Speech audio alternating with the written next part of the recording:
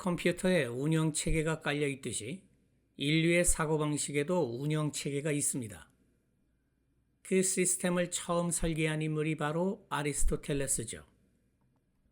플라톤의 제자이자 알렉산더 대왕의 과외 선생이었던 그는 단순히 무엇을 생각할까가 아니라 어떻게 생각해야 오류가 없는가를 고민했습니다. 그 결과물이 바로 형식 논리학이죠. 그의 3단 논법은 지금까지도 서구지성계의 기본 논리 중 하나입니다. 19세기에 현대 논리학이 나오기 전까지 서양 엘리트들은 모두 그의 생각 문법을 배우며 자란 셈이죠. 또한 아리스토텔레스는 사물의 본질에 집착했습니다. 돌은 왜 아래로 떨어질까라는 질문에 그는 돌의 본질이 원래 땅이기 때문에 자기 고향으로 되돌아가는 거야 라고 설명했죠.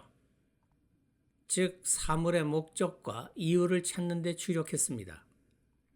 그는 인간이 관찰과 이성만으로 세상의 근본 원리를 완벽하게 파악할 수 있다고 믿었던 거죠.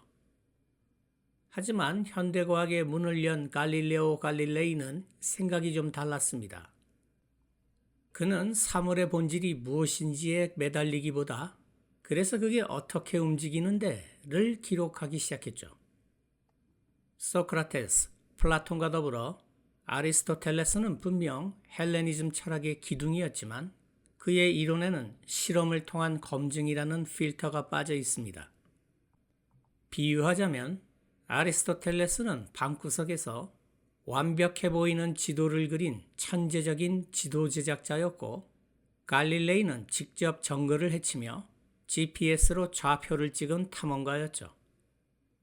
아리스토텔레스의 지도가 너무 완벽해 보였던 탓에 서구인들은 2000년이 넘게 그 지도가 틀렸을지도 모른다는 의심조차 하지 못했죠. 여러분은 이 예제를 미리 풀고 난 뒤에 강의를 들어야 독해력을 만족스럽게 키울 수 있습니다. 첫 문장을 볼까요? 시간을 15초 드릴 테니 핵심어와 주제, 뒤에 나올 내용을 예측하여 간단하게 메모하세요.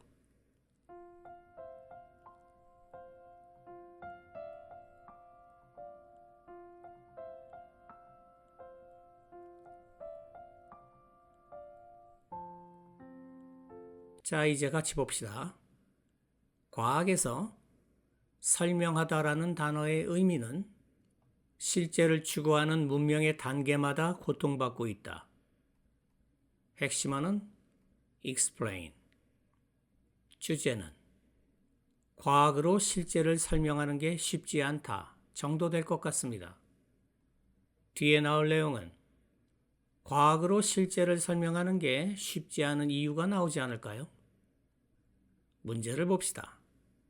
통제된 과학 실험의 목적은 1번, 사물들이 왜 발생하는지 설명하기 위하여 2번, 자명한 원리를 묘사하기 위하여 3번, 아리스토텔레스의 과학을 지지하기 위하여 4번, 사물들이 어떻게 발생하는지 설명하기 위하여 내용 일치 문제이고 첫 문장에 통제된 과학 실험에 대한 언급이 없으므로 아직 정답을 결정할 수 없습니다.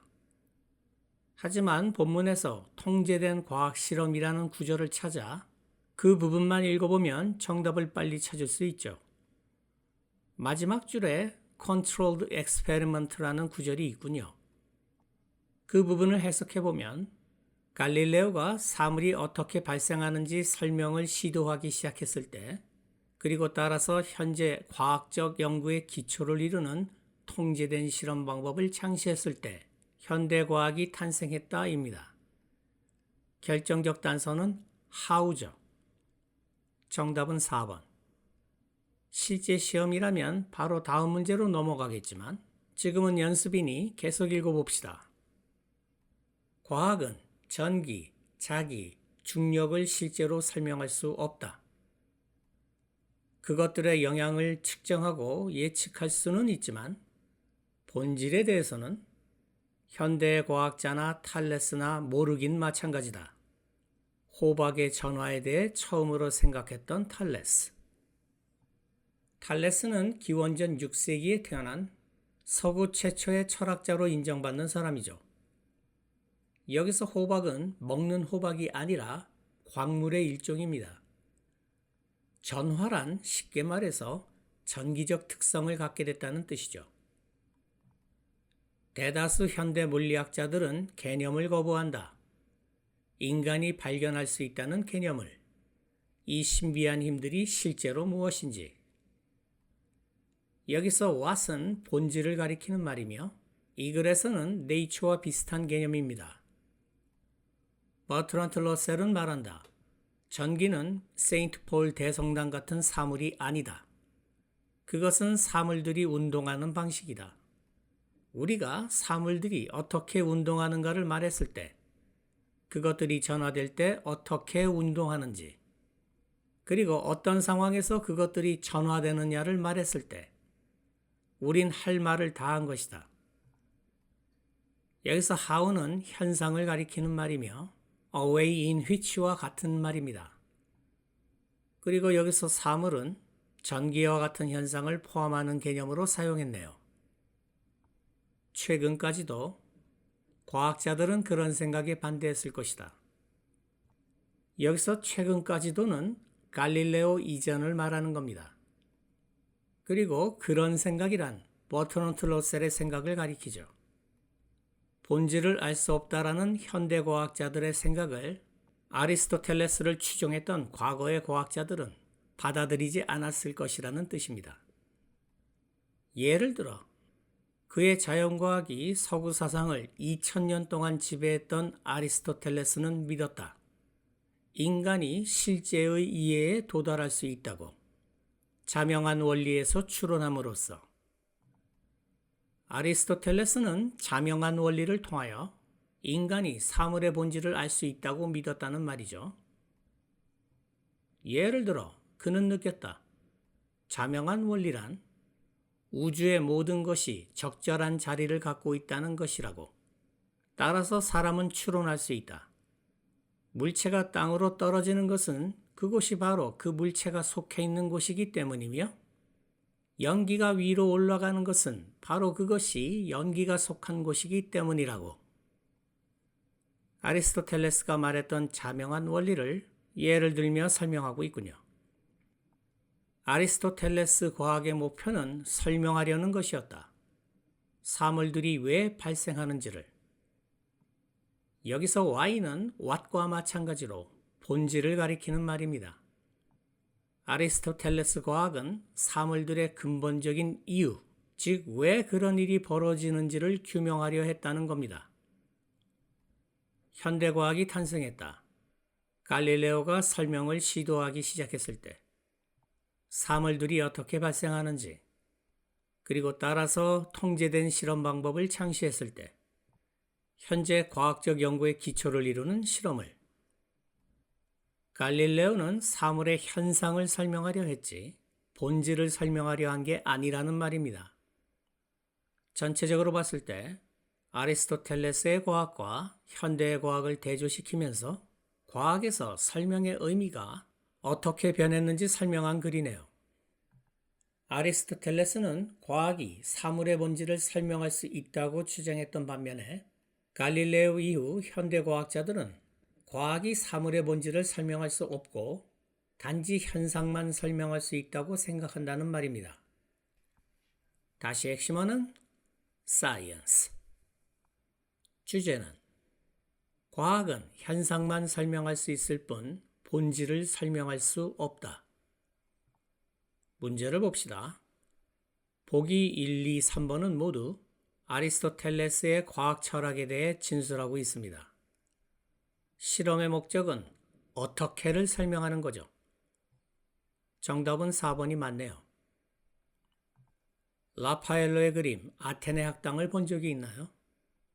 정중앙의 두 주인공 플라톤과 아리스토텔레스는 스승과 제자 사이지만 손가락 방향은 정반대입니다. 이상주의자 플라톤의 손가락은 위로 향하고 있고 경험주의자 아리스토텔레스의 손가락은 아래로 향하고 있죠. 아리스토텔레스는 단순히 땅만 본 게 아닙니다. 그는 사물 안에 숨겨진 설계도를 봤죠. 이걸 목적론이라고 합니다. 예를 들어 도토리를 보고 아리스토텔레스는 이렇게 말합니다. 저 녀석은 그냥 보잘것없는 열매가 아니야. 장차 참나무가 되겠다는 목적을 품고 있는 존재지. 배의 존재 이유가 항해이듯이 모든 만물은 각자의 목적을 향해 달려간다는 거죠. 세상 모든 게 목적을 향해 움직인다면 누군가는 그 움직임을 처음 시작했어야 합니다. 도미노를 상상해 보세요. 첫 번째 도미노를 쓰러뜨린 손가락이 반드시 있어야겠죠. 하지만 그 손가락 자체는 누가 밀어서 움직인 게 아니어야 합니다. 원인과 결과의 사슬이 무한정 길어질 수는 없으니까요. 그래서 아리스토텔레스는 자신은 움직이지 않으면서 남을 움직이게 하는 최초의 존재, 즉 부동의 동자라는 개념을 창시합니다. 이게 바로 우주라는 시스템을 돌리는 최초의 손가락이라는 겁니다. 이 부동의 동자라는 개념은 훗날 중세 기독교 신학자들을 열광시켰습니다. 아우구스티누스가 플라톤의 이데아를 가져와 천국이 진짜 있다니까 라고 외쳤다면 토마스 아퀴나스는 아리스토텔레스의 부동의 동자를 가져와 이게 바로 우리가 믿는 하나님이다 라고 외친 겁니다.